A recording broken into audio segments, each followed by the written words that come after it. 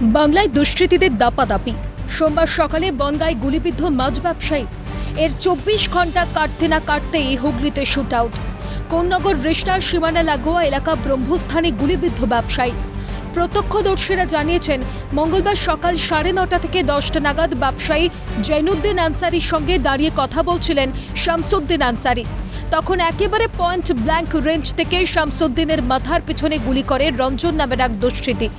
স্থানীয়রা পিছু ধাওয়া করলে পাঁচিল টপকে পালিয়ে যায় অভিযুক্ত। রক্তাক্ত অবস্থায় তড়িঘড়ি তাকে উদ্ধার করে নিয়ে যাওয়া হয় শ্রীরামপুর গার্লস হাসপাতালে।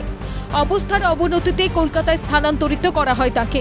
ঘটনার নিন্দায় সরব স্থানীয় সহ তৃণমূল নেতৃত্ব।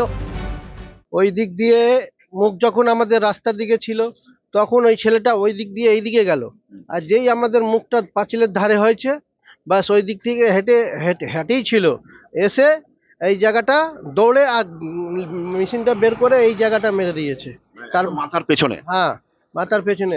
বাইকে করে আমার সামনেই বেরিয়েছিলেন, 1 সেকেন্ড আগে। ওকে রঞ্জন বলে কেউ ছেলে, এই বাকখালেই থাকে 2 নম্বর লাইনে, ও গুলি মেরেছে। আমি চোখে দেখিনি কে মেরেছে কিনে মেরেছে, কিন্তু হাল্লা আছে।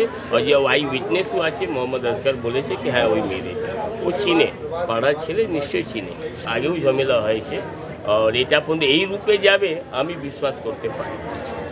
শামসুদ্দিন সাহেব ওরকম লোক নেই যে উনাকে আমরা এরকম রূপে দেখতে পারি। রঞ্জন খুব বাজে কাজ করেছে, আমি তার তীব্র নিন্দা করি। জানা যায়, গুলিবিদ্ধ শামসুদ্দিন আনসারি রেশরা বাকখাল এলাকার বাসিন্দা এবং ট্রান্সপোর্ট ব্যবসার সঙ্গে যুক্ত। এলাকায় তিনি খান বলেই পরিচিত। অন্যদিকে অভিযুক্ত যুবক রঞ্জন যাদব বাকখাল 2 নম্বর লাইনের বাসিন্দা। প্রত্যক্ষদর্শীদের কথায় কোনো এক অজ্ঞাত কারণে শামসুদ্দিনের সঙ্গে রঞ্জনের বিবাদ লেগেই থাকত। তবে বিষয়টা যে এই জায়গায় দাঁড়াবে তা কল্পনারও অতীত। ন্যায় বিচারের দাবিতে সরব স্থানীয়রা। খবর পেয়ে ঘটনাস্থলে পৌঁছয় চন্দননগর পুলিশের ডিসিপি শ্রীরামপুর অর্ণব বিশ্বাসের নেতৃত্বে বিশাল পুলিশ বাহিনী। অভিযুক্তের খোঁজে তল্লাশি শুরুর পাশাপাশি শুরু তদন্ত। কারণটা কি? কারণ কিছুই না, কিচ্ছু কারণ কারণ ওনার সাথে কোনো ঝগড়া নিয়ে নি।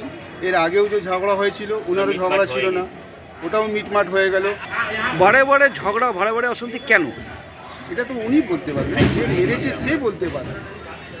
খান সাহেব ওর জন্যে খান সাহেব এই যে ঝগড়াটা হলো, এর জন্যে খান সাহেব এইখান থেকে ছেড়ে দিয়ে দিল্লি রোডে থাকেন।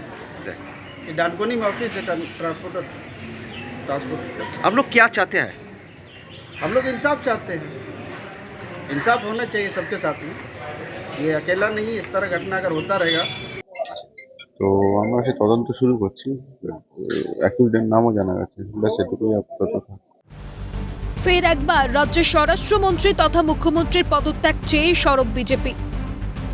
আমরা যেটা বারবার বলছি, দফা 1 দাবি 1, স্বাস্থ্যমন্ত্রী এবং যে আমাদের স্বরাষ্ট্রমন্ত্রী তার পদত্যাগ। এই মুখ্যমন্ত্রীর পদত্যাগ ছাড়া রাজ্যের শাসন ব্যবস্থা শৃঙ্খলা আসতে পারে না। যত কাণ্ড বাংলায়। মাস কয়েক আগেই বেলঘরিয়াতে এক ব্যবসায়ীর গাড়ি লক্ষ্য করে চলে গুলি। সেই স্মৃতি আজও তাজা। কয়েক মাস যেতে না যেতেই রবিবার ভর সন্ধ্যায় আরিয়াদহের কোয়ার্টার বাজার এবং রামকৃষ্ণ পল্লীর সংযোগস্থলে শূন্যে গুলি চালায় 2 দুষ্কৃতী। সোমবার সকালে বনগাঁয় গুলিবিদ্ধ মাছ ব্যবসায়ী। প্রশ্ন উঠছে, রাজ্যে আইন শৃঙ্খলার কি ক্রমেই অবনতি হচ্ছে? দুষ্কৃতীদের মুক্তাঞ্চল হয়ে উঠেছে বাংলা? সাধারণ মানুষের নিরাপত্তা দিতে ব্যর্থ প্রশাসন? আর বলছি যে ঘটনা তদন্ত শুরু করেছে এবং এই এলাকা ইতিমধ্যেই পুলিশ ঘিরে রেখেছে একটি দড়ি দিয়ে, এবং এখানে চন্দননগর কমিশনারের একাধিক পুলিশ কর্তারা এখানে উপস্থিত হয়েছেন এবং ঘটনার তদন্ত শুরু করেছে। হুগলি থেকে সমিত সিনহা, ক্যালকাটা নিউজ।